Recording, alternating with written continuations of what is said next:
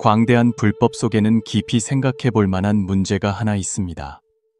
사람은 죽은 후 과연 무엇이 윤회하는 것일까요?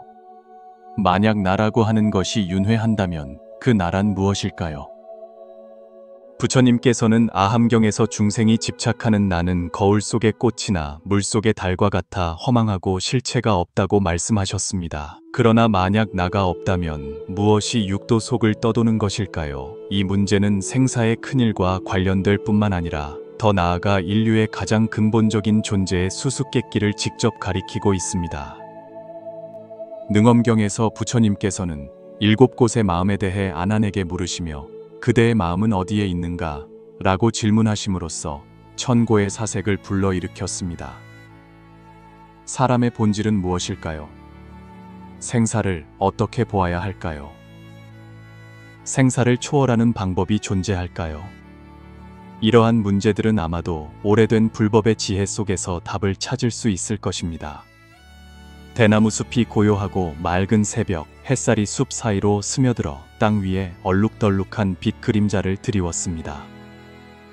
부처님께서는 오래된 보리수 아래 단정히 앉아 계셨는데 그 모습은 상서롭고 평온하여 마치 주위의 자연과 하나가 된 듯했습니다. 멀리서 흰색 가사를 입은 바라문학자 아슈바고사가 천천히 걸어오고 있었습니다. 그는 현지에서 명망 높은 지혜로운 이로 사베다와 육부 논전에 정통했으며 늘 여러 학파와 논쟁을 그치지 않았습니다. 그러나 지혜가 바다와 같았음에도 마음속 작은 의혹 하나를 채우기 어려웠습니다. 이 의혹은 여러 해 동안 그의 마음을 짓눌렀고 이제 그는 깨달은 자라 불리는 부처님께 가르침을 청하기로 결심했습니다. 아슈바고사는 두 손을 합장하고 공경히 예를 올리며 말했습니다. 스승님, 제자 아슈바고사가 부처님을 뵙습니다. 부처님께서는 미소를 지으시며 손짓으로 그에게 앉기를 권하셨습니다. 스승님, 제게는 여러 해 동안 풀리지 않는 문제가 하나 있습니다. 아슈바고사는 단도직입적으로 말했습니다. 저희 바라문 전통에서는 사람에게 영원 불변하는 자아, 셴오가 있어 죽은 후에도 여전히 존재한다고 생각합니다. 반면 순서에도 슌시와이더에서는 사람이 죽으면 등불이 꺼지듯 모든 것이 끝난다고 주장합니다. 어떤 학파는 사람의 본질이 순수의식이라고 말하고 수론파, 슈룬파이에서는 자아와의 결합에서 비롯된다고 하는 등 각 학파의 논쟁이 끊이지 않아 혼란스럽습니다. 스승님께 여쭙건대 사람의 본질은 과연 무엇입니까? 죽은 후에도 의식이 존재합니까? 만약 윤회가 있다면 과연 무엇이 윤회하는 것입니까? 부처님께서는 잠시 침묵하신 후 자애로운 눈빛으로 지식을 갈망하는 이 학자를 바라보셨습니다. 그분은 즉시 이 문제에 답하지 않으시고 낮은 목소리로 물으셨습니다. 아슈바고사여, 질문하기 전에 먼저 그대 자신이 누구라고 생각하는지 말해보시오. 아슈바고사는 잠시 멈칫했습니다. 이 간단해 보이는 질문이 그를 말문이 막히게 만들었습니다. 잠시 후 그는 대답했습니다. 저는 아슈바고사입니다. 바라문 학자로서 경전에 정통하고 지혜를 사랑합니다. 부처님께서는 고개를 끄덕이셨습니다. 그렇다면 무엇이 그대가 아슈바고사임을 알게 하는가? 그것은 아마도 저의 기억, 저의 사상, 저의 느낌일 것입니다. 아슈바고사는 생각하며 대답했습니다. 저는 어릴 때부터 배운 경전들을 기억하고 스승님들과 변론했던 장면들을 기억하며 어제의 해질녘과 오늘의 해돋이를 기억합니다. 이러한 기억과 경험들이 저의 사상 및 감정과 더불어 저의 정체성을 구성합니다. 훌륭하오. 부처님께서 칭찬하며 말씀하셨습니다. 이제 그대가 어젯밤 꿈없이 깊은 잠을 잤을 때 그대의 생각과 느낌은 어디에 있었소? 그때의 그대는 누구였소? 아슈바고사는 입을 열려다 다시 닫았습니다. 이 문제는 확실히 그를 난처하게 만들었습니다. 꿈없이 깊은 잠을 잘 때 그는 확실히 어떤 생각이나 느낌도 없었습니다. 그때의 그는 존재하지 않는 것 같기도 하고 어떤 방식으로는 존재하는 것 같기도 했습니다. 대답하기 어려운가? 부처님께서 미소 지으며 말씀하셨습니다. 질문을 바꿔봅시다. 그대가 5살 때의 그대와 지금의 그대는 같은 사람인가?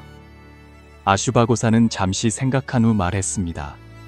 어떤 의미에서는 그렇습니다. 하지만 제 몸은 완전히 달라졌습니다. 세포는 끊임없이 새로워지고 교체되었으며 저의 생각, 지식, 성격도 5살 때와는 매우 다릅니다. 그렇지만 저는 여전히 제가 저라고 느끼며 어떤 연속성이 있습니다. 그렇다면 무엇이 5살의 그대와 지금의 그대를 같은 사람으로 만드는가? 부처님께서 캐물으셨습니다. 아슈바고사는 오랫동안 깊이 생각한 후 솔직하게 말했습니다. 이 문제는 매우 심오하여 정확한 답을 드릴 수가 없습니다. 부처님께서는 이해한다는 듯 고개를 끄덕이셨습니다. 많은 사람들이 이 문제로 혼란스러워하오. 관점을 바꿔봅시다. 그대가 이 문제를 생각하고 있을 때 그대의 생각 과정을 관찰하는 무언가가 있음을 알아차릴 수 있소? 아슈바고사는 눈을 감고 조용히 잠시 느껴보았습니다. 몇 분 후 그는 눈을 뜨고 말했습니다. 네, 스승님. 제가 생각할 때 마치 제 생각을 관찰하는 어떤 알아차림 주엣지 있는 것 같습니다. 마치 생각이 하나의 강물이라면 강둑에서 이 강을 바라보는 무언가가 있는 것과 같습니다. 훌륭한 비유요. 부처님께서 칭찬하며 말씀하셨습니다. 이제 다시 한번 관찰해 보시오. 바람이 나무짚을 움직일 때 바람이 움직이는 것이요, 아니면 나무짚이 움직이는 것이요? 물리적으로 말하자면 바람이 나무짚을 움직이게 하는 것입니다. 아슈바고사가 대답했습니다. 그렇다면 의식의 차원에서 볼 때 그대가 외부 사물을 볼 때 외부 사물이 움직이는 것이요, 아니면 그대의 마음이 움직이는 것이요? 아슈바고사는 잠시 생각한 후 말했습니다. 저희 바라문의 학설에 따르면 마음이 외부 사물에 의해 움직여 인식을 찬성합니다. 부처님께서는 미소 지으며 설명하셨습니다. 그대가 새 소리를 들으면 이것이 새가 우는 소리라고 생각할 것이요. 그러나 사실은 소리의 진동만이 그대의 귀에 들어오고 그 후 그대의 마음이 이 진동을 새소리라고 해석하는 것이요. 마찬가지로 그대가 색깔을 보고 향기를 맡고 물체를 만지고 맛을 볼 때 이 모든 것은 그대의 마음이 이 세계를 해석하는 것이요. 그러므로 진정으로 움직이는 것은 그대의 마음이지 외부 사물이 아니요. 아슈바고사는 생각에 잠긴 듯 말했습니다.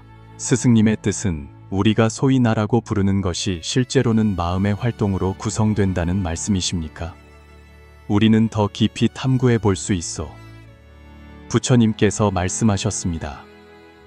그대가 방금 언급한 자신의 생각을 관찰할 수 있는 그 알아차림은 관찰되는 생각과 같은 것이요.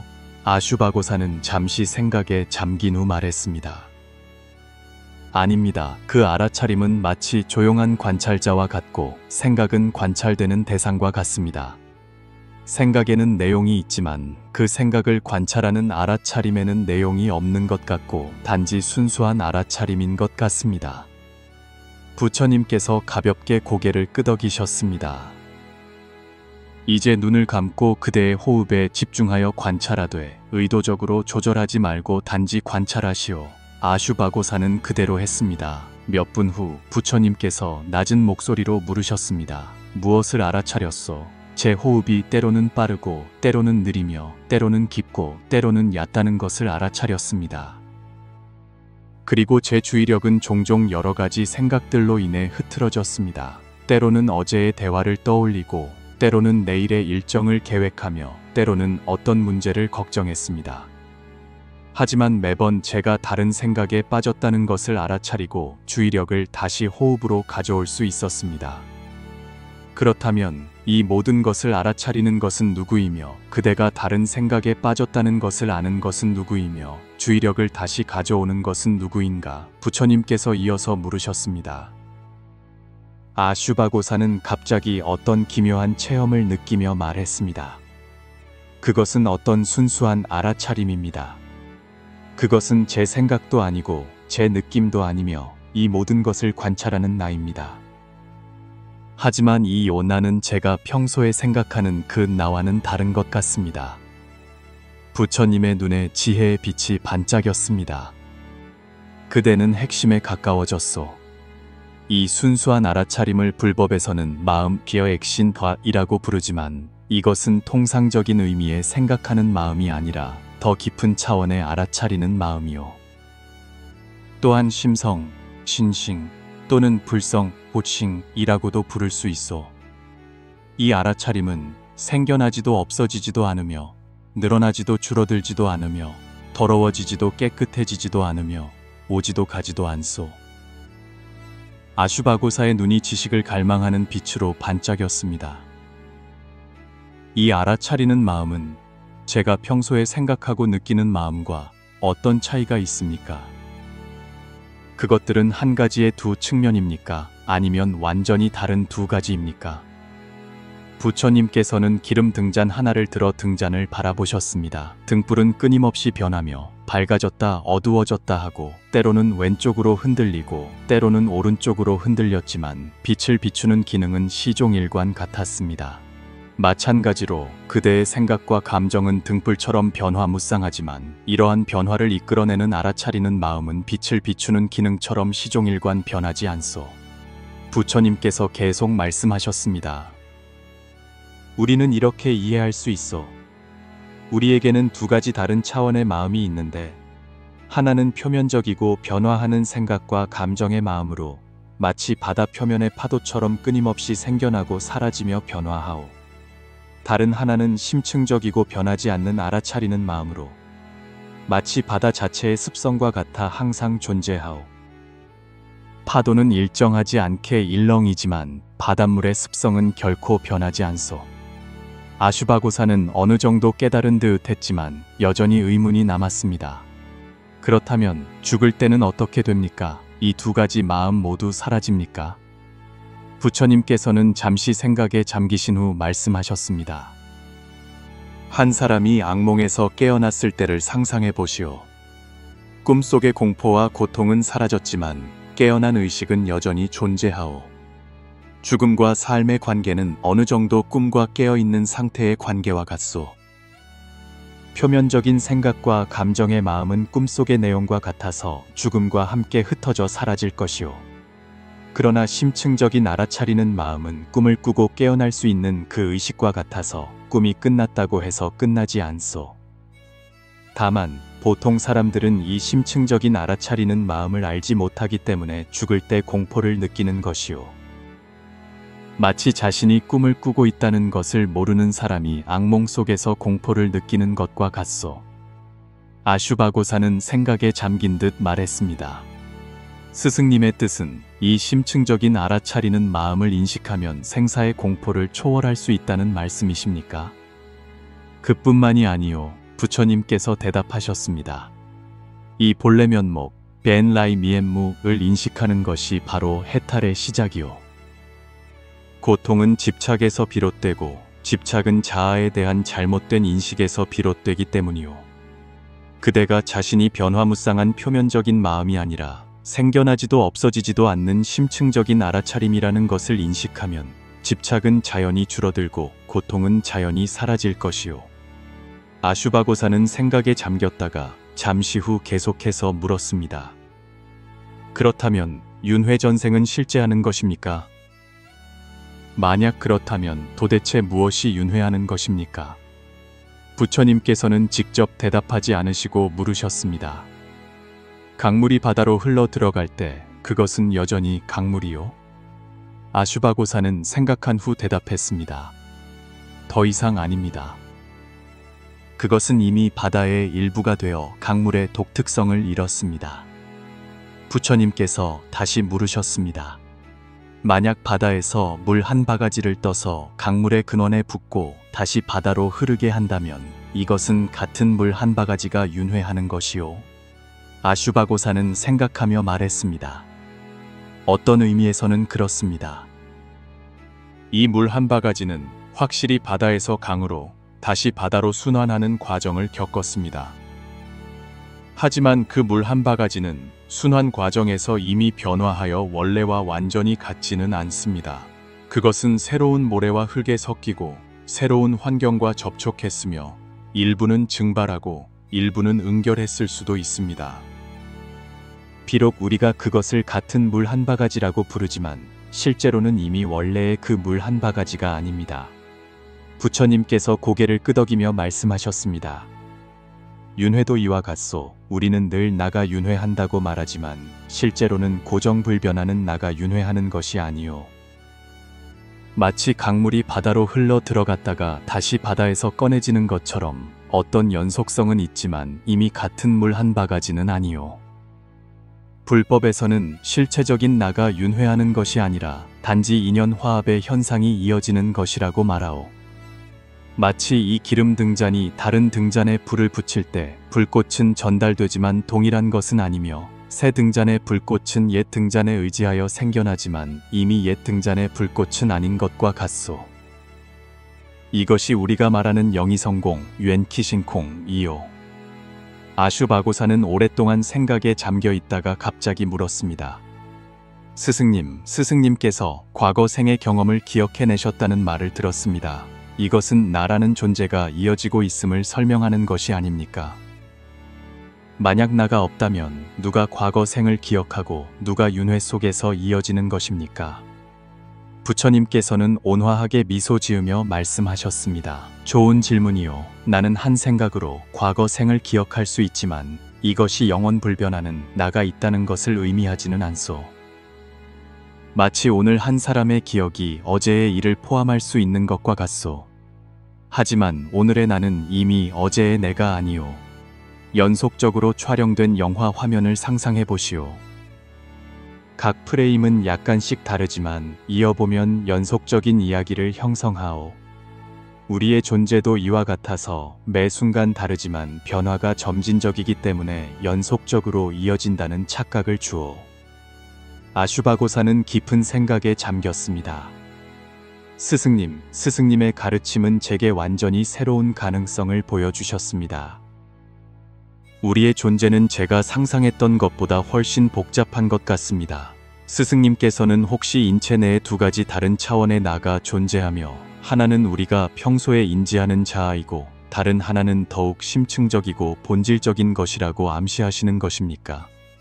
부처님께서는 미소 지으며 그를 바라보셨습니다. 그대는 이미 중요한 진실의 가장자리에 도달했소. 계속 생각해 보시오. 아슈바고사여. 무엇이 진정한 그대이며 무엇이 죽을 때 떠나가고 무엇이 생사를 초월할 수 있는지 만약 자신의 본래 면목을 알 수 있다면 윤회의 속박에서 벗어날 수 있지 않겠소? 아슈바고사의 눈빛은 지식을 갈망하는 열정으로 가득 찼습니다. 스승님, 계속해서 가르침을 주십시오. 이 본래 면목은 과연 무엇입니까? 어떻게 해야 그것을 알 수 있습니까? 부처님께서는 잠시 침묵하시며 말을 초월한 진리를 어떻게 말로 표현할지 생각하셨습니다. 멀리서 새의 맑은 지저귀는 소리가 들려왔고 미풍이 나뭇가지를 스치며 사각거리는 소리를 냈습니다. 아슈바고사여, 부처님께서 마침내 입을 여셨습니다. 그 목소리는 온화하고 단호했습니다. 그대는 지금 무엇을 듣고 있소? 새소리와 바람소리입니다, 스승님. 누가 이 소리들을 듣고 있소? 제 귀가 듣고 제 마음이 이것이 새소리와 바람소리임을 식별합니다. 만약 그대가 이 소리들의 새소리와 바람소리라는 이름표를 붙이지 않고 단지 순수하게 듣는다면 무슨 일이 일어날 것 같소? 아슈바고사는 눈을 감고 진지하게 귀를 기울였습니다. 잠시 후 그는 눈을 뜨고 말했습니다.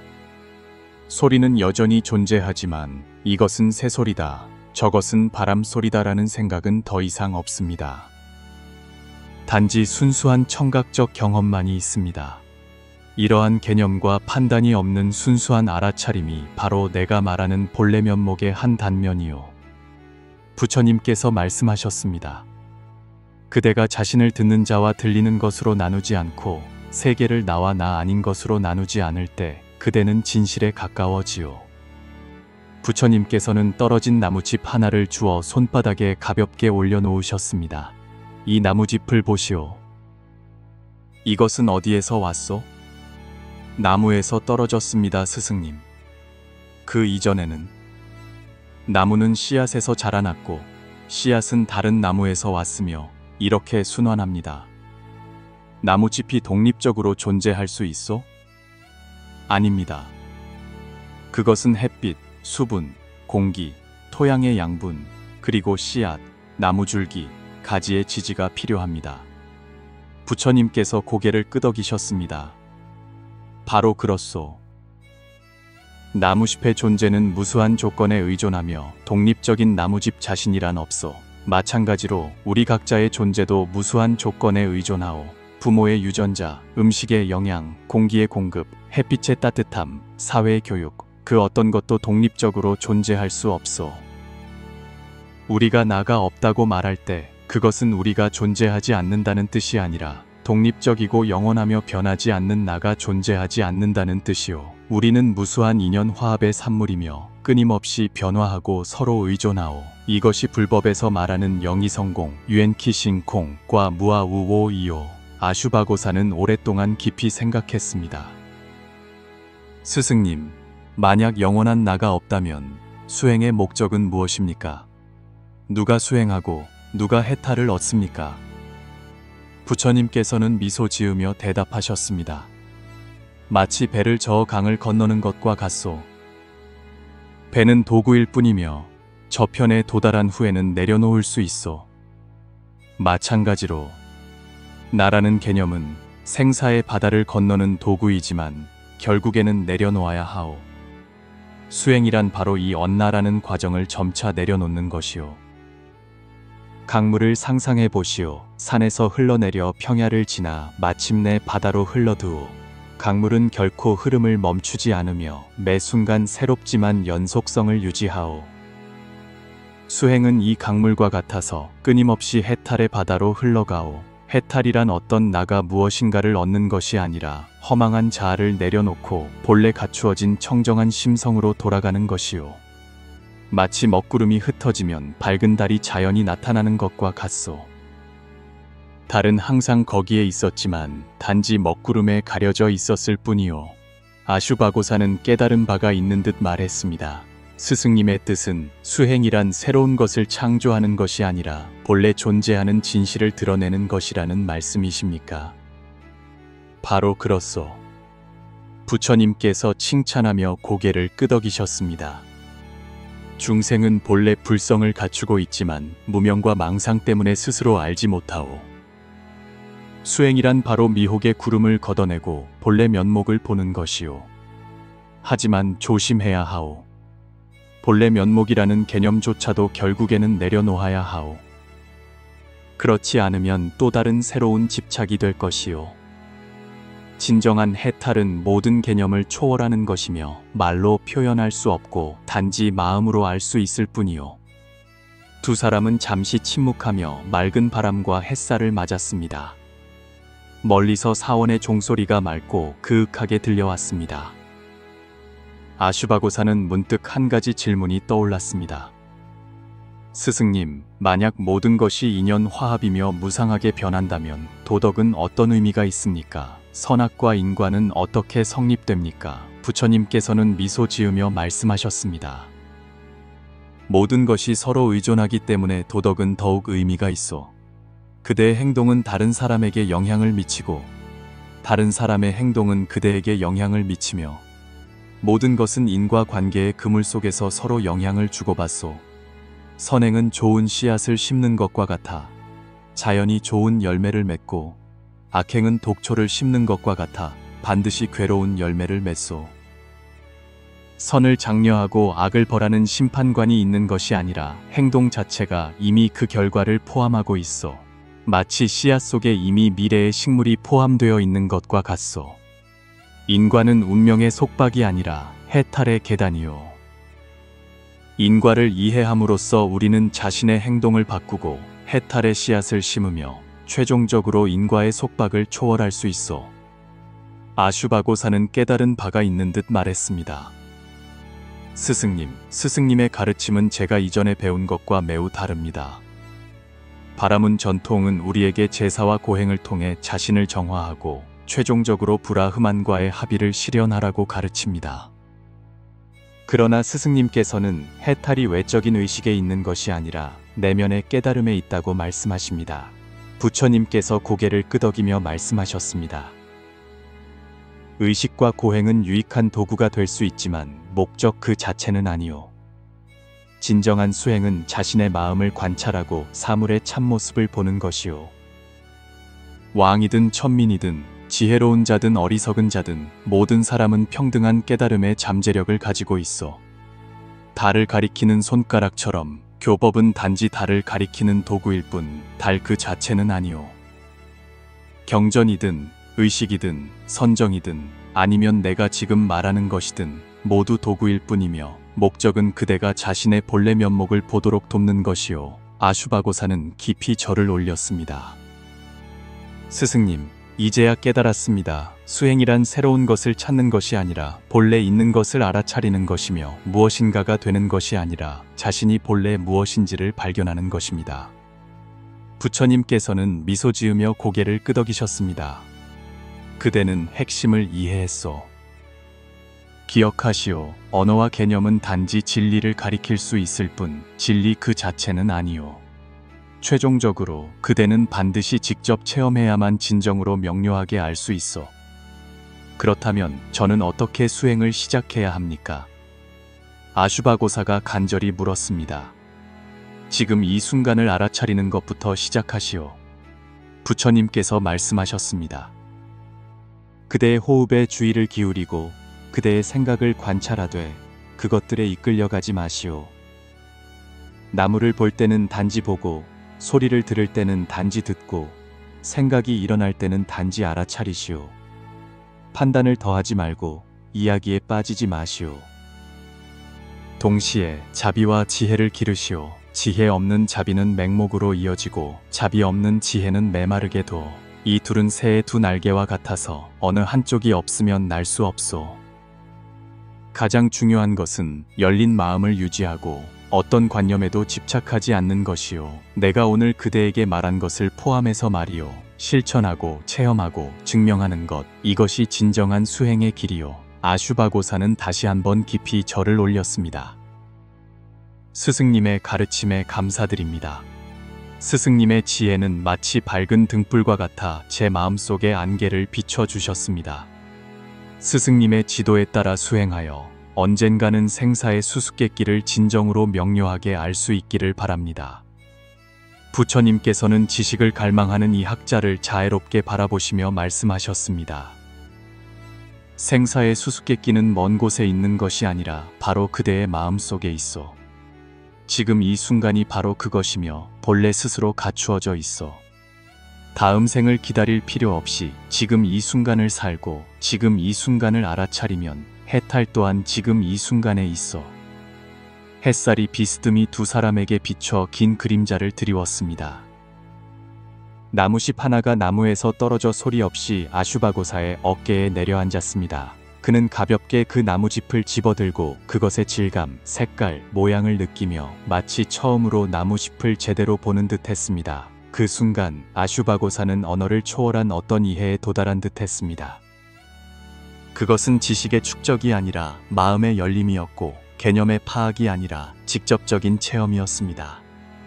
삶의 의미는 모든 문제를 해결하는 데 있는 것이 아니라 지금 이 순간의 원만함을 살아내는 데 있었습니다. 대나무 숲을 스치는 바람은 여전히 가볍게 불고 있었고 새는 여전히 노래하고 있었지만 아슈바고사의 눈에는 모든 것이 새롭게 보였습니다. 생사의 수수께끼는 아마도 영원히 언어로 완전히 풀 수 없을지 모르지만 마음 깊은 곳의 알아차림 속에서 답은 이미 드러나 있었습니다. 살든 죽든 오든 가든 본래 면목은 결코 변하지 않았습니다. 이 점을 알아차리는 것이 바로 수행의 시작이자 수행의 종점입니다.